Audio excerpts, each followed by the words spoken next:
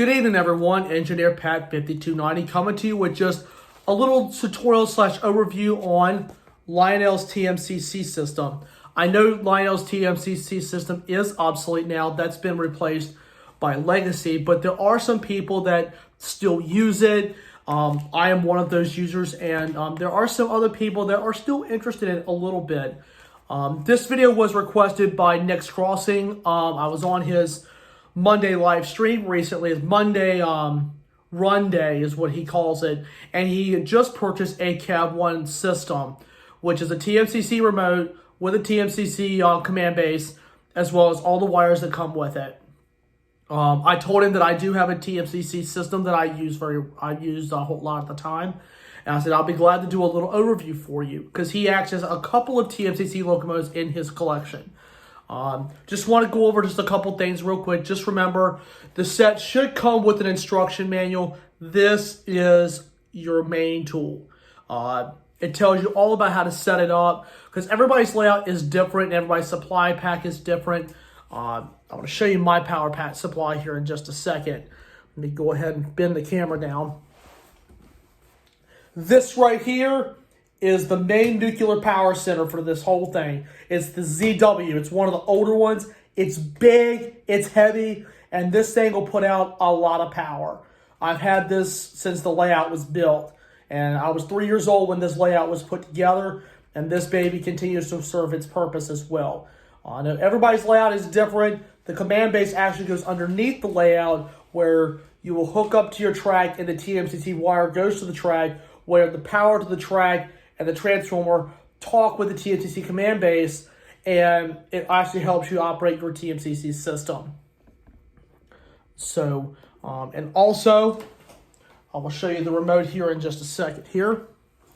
This is what it comes, this is what it is. The Tmcc system has its own Cab 1 remote. This little plastic shield I just picked up years ago at my local train store. It tells you some of the controls that your Tmcc system has, depending on the engine you have, because every Tmcc engine is different. My 2338 was built in 1995, whereas the Atlas O engine that I have was built around 2009, 2010. So the sound features are different between the two, because they were just built at different times. Because in 1995 is when this system was introduced, so this was one of the very first engines that was released by Lionel during that time when they were just developing Tmcc. And on the back, it has 4 AA batteries in it. You can put rechargeable batteries in it, which absolutely works. And here's all your controls: your horn, bell, direction, dynamic brakes, your boost button, the throttle wheel, front and rear couplers, and even some of the sound features that your engine may have dependent on your sound system that is in your locomotive. So that's just some of the basics on Tmcc. You can program multiple locomotives with it, which I will discuss briefly. Every locomotive comes with a default address of 1. That is a factory address. I keep mine at 1 just because it's so easy to remember. If you want to change that, that is perfectly fine. It is outlined in this manual. And even if you need to have a factory reset done, you can do it in the book, or you can send it to your local Lionel dealer or your train store and let them reset it for you, which is pretty fun. So that's just an overview on Tmcc systems, what they are, what they do, and how they all function. So in the next part, we will switch over to the layout, which I will run 2330 and give a full running / demonstration of the system and see it in action.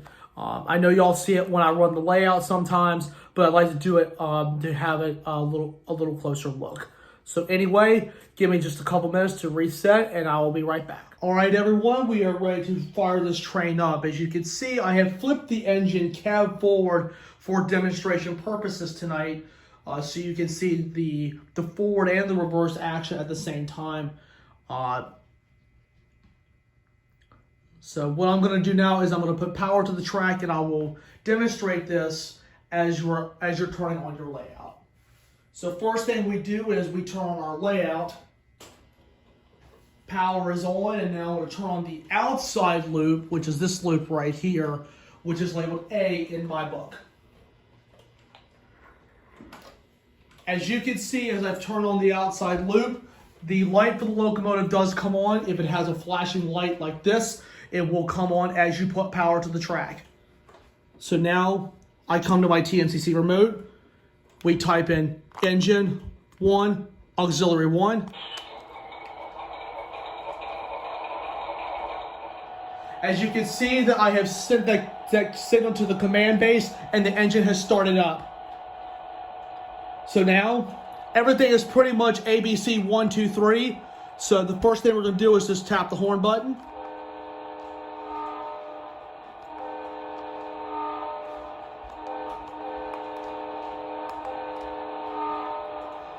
And here's the bell, touch the bell button.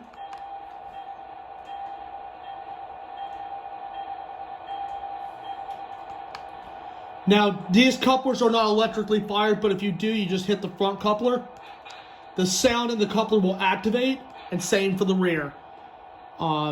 This is the throttle wheel, which makes the locomotive go, and the direction key will change direction. I have switched it to the reverse, touch it again, and we'll go to forward. Simple as that.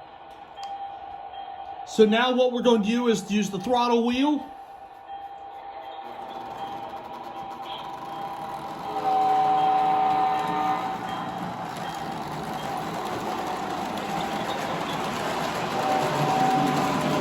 And this train is on its way.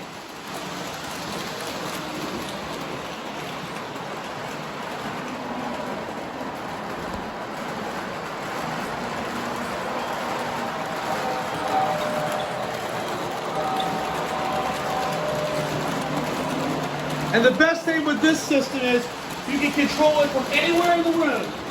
I can stand right here and I can blow the horn and have fun all night long.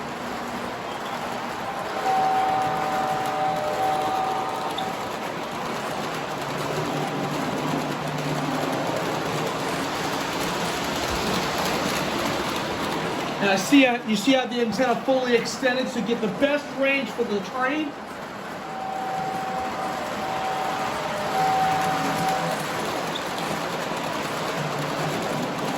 And during your operation, you will have to adjust the speed accordingly.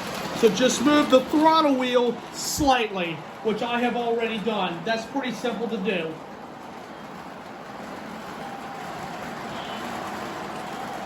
And you can see I just held down the brake button, and once I release it,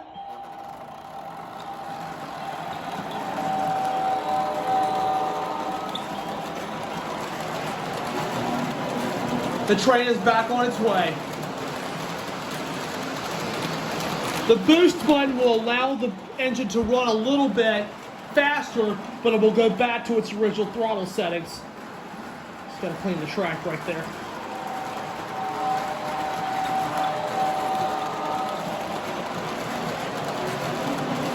And the hold button is for emergency stops only.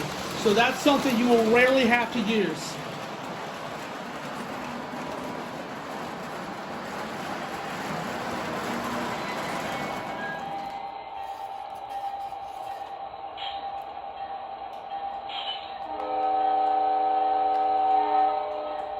And you just heard that brake squeal there.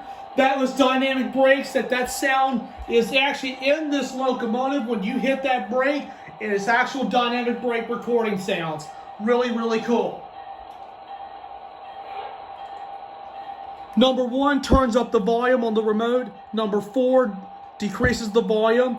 Number 2 will activate crew talk if you have it. But number 5 shuts it down. Startup, engine 1, auxiliary 1. And to touch the shutdown, you just press number 5. Auxiliary 2 will turn off the headlights, which you probably will never have to do. I'll turn the bell off, and I will press number 5, which is shutdown.